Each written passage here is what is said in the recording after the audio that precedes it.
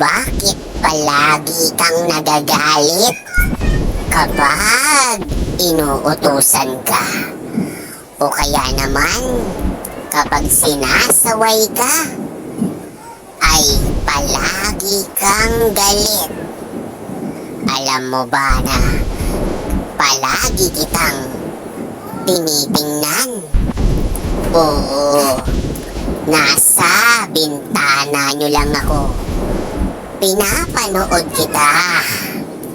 Palagi kang nagagalit kapag pinapakain ka. Pinapaubos ang pagkain mo. Palagi kang sumisigaw. Ano ba yan? Bakit sobrang bad mo?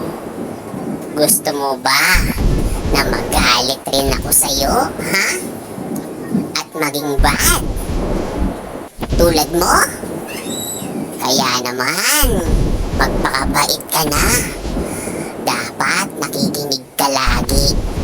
Huwag kang magagalit o magbabad.